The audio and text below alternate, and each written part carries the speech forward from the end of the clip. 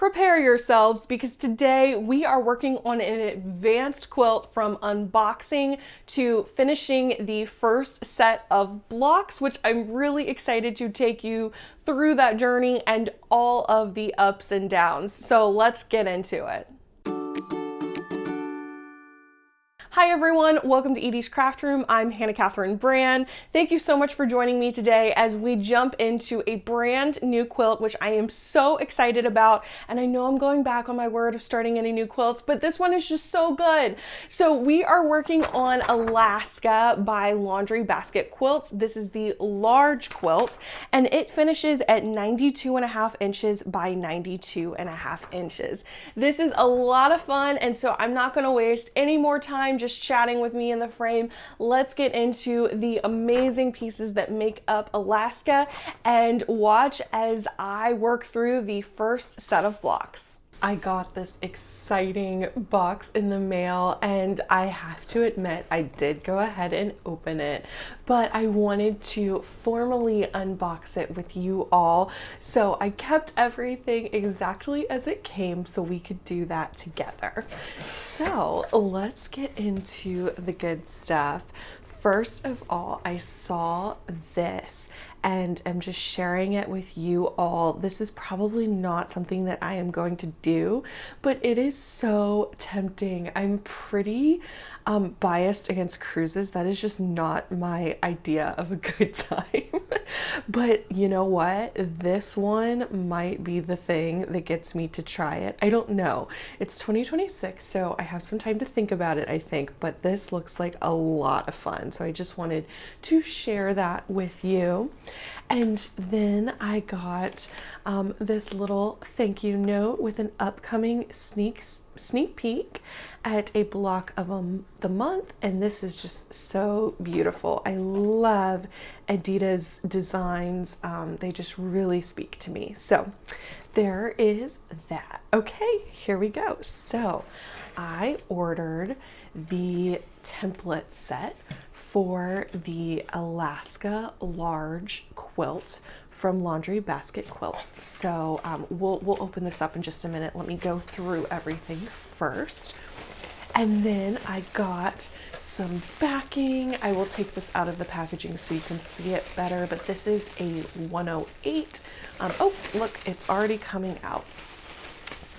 This is a 108 from the Beach House collection, and I just thought it was so beautiful. So I'm really excited to see this all come together. And then now I have my fabric set, which we will go through together. But oh my gosh, look at those beautiful colors. And then of course our roadmap to the quilt here is our pattern. So let me go ahead and just clear out some space here for us and take a look at these goodies. Now you have the option to buy everything separately, of course. So I just decided I wanted everything, so I bought everything. But I did pick out my own backing. There's an option for her to include a recommended backing.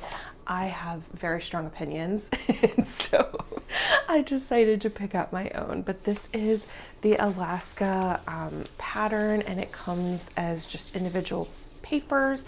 Looks like you have some templates back here, but as I said before, I already purchased templates, and then fabric requirements on the back. So let's take a look at the fabric that we got, and maybe we can figure out what is what. So let's see. Oh, look, everything is labeled. How nice is that? So print 4, print 6. Oh, I love that. Instead of having to try and figure it out, that is so nice.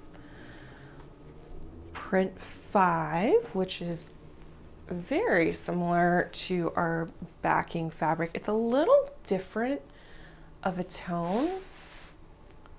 Like this is a little deeper. It's more of like a worn in blue, whereas this is more of a brighter blue. I don't know if the camera's picking that up. Our binding, how pretty is that? A striped binding, that is just such a classic to me. And then I love this print. Just a floral.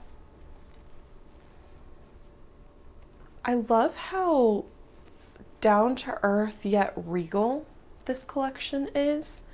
I think that reminds me a little bit of the beaches that I grew up going to and that my family is from. One of the islands that we have gone to, the motto is, I think it's snobbishly shabby or something like that. Or shabby snob or something like that. But anyway, I think that this is like a really great embodiment of that. And here's this cute little house. I love this. Just this little beach house, very coastal, but not like true beach house. And actually I have to give credit to my mom who lives in Charleston. When she was decorating her new home, she was very adamant that, you know, I want coastal, but not beachy. I thought of her when I found this collection and just thought, wow, how beautiful is this? And just the perfect marrying of the two kind of aesthetics into something that is versatile and that can be loved year round. So that is our gorgeous stack of fabric, and so appreciate them labeling everything. Now let's take a look at these templates because I'm very interested to see what is English paper piece and what is just traditional piecing. I saw that would be kind of part of it, and I really want to see like what the true English paper piecing look is. Obviously, whatever it is, it's not going to be as involved as my Insanity quilt, which is 10,000 half-inch hexagons. So I know I'm not getting myself into that, but I still do want to be prepared. So these are much bigger pieces. Here, let's see, here is A, and I don't know how much you can see that, but that is A, and then B, C, and D. And there was the option for a ruler or the templates, or it even looks like, again, you have these papers. I just decided to go ahead and buy it. I was already investing so much into the quilt. I just wanted to make sure that I had everything that I needed, and I didn't mind paying a little extra to make that happen. So certainly a matter of preference. Okay, let's put these aside, and then I'm gonna take just a minute to go through this. I don't wanna run through the entire pattern just because I wanna be respectful to Laundry Basket Quilts. So give me just a minute and then we'll figure out where to start. Okay, I just went through the pattern and y'all, I am quaking in my boots. This is quite the undertaking, and I did not realize the magnitude of the quilt I was going to be attempting here. So that said, let me just show you an example of what this is going to look like. So here's just one block and all these little pieces together.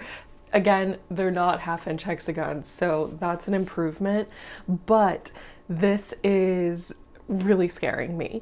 I'm going to just try one out, and I think I'm going to start with this one because this looks like the most complex. I know that probably doesn't make a ton of sense, but I feel like if I can get this one together, the rest of them will feel really easy. I don't know, maybe that's terrible logic, but I think I will feel better. Now, I'm just going to take it step by step. I have never done anything like this. This quilt is not a quilt where it's just you know, half square triangles and flying geese. This is pretty unique piecing. And I think I may have been incorrect on the English paper piecing comment. This does not appear to have that involved. Now, certainly you could do that, but I think that you could use your machine. So pardon me there on that misunderstanding, but either way, I'm pretty excited to see this come together.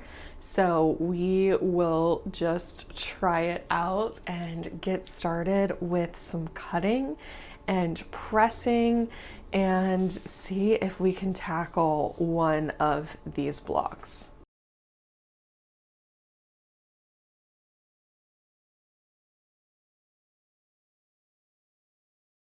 I have finished my cutting, and actually I decided to switch gears and tackle block 6 instead of 13. You only make one of block 13, and since this is my first block, I didn't want the focal point of the quilt to be my first attempt. So I'm working on this one because there's quite a lot of pieces, but I am making a few of them. So I have my pieces and I'm really excited to show you them. This cutting process was really interesting because I cut strips first and then used my templates to cut out my pieces. So I'm really excited to see this come together, and I am going to start with laying out the center of these blocks. So I actually did a little preview of this by myself and I just got so excited to see everything coming together. So it looks great, by the way, but I'll do it together because this is always such a fun part. All right. There is my center star. So now I am actually taking these and gonna lay them by the points on each side of the block.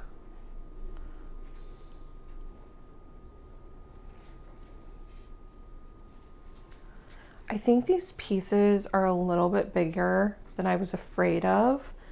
So I'm a little bit less scared now. Still scared, but just a little bit less.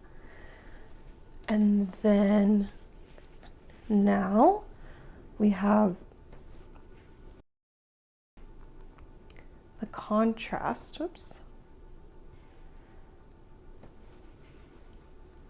more of our background fabric on the side. I can already tell this is going to be a little bit tricky because the print is so light, so I want to make sure I am putting the correct side of the fabric up because it's a little bit hard to tell the difference.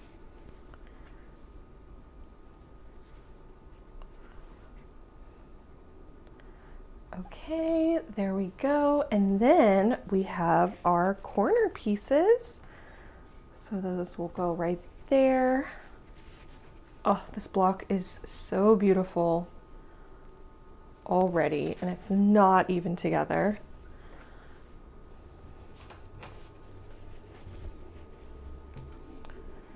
There we go. That is our block. Okay, so now I need to figure out exactly how to piece this. Okay, I think they're just telling you join all of it together. So I need to figure out exactly what order I need to do all of this in. It looks like maybe here is a good place to start. So just taking this diamond and then this half diamond and piecing those together, and it looks like I can kind of do the same on the other side, but then they're showing you an order here. So that I think this is going to be kind of the best way to divide it up, is like just joining the diamonds and the half diamonds together first, and then adding on, like then putting them all together and then putting these corner squares on. I think that's gonna be it. Let's try it out and see how that goes.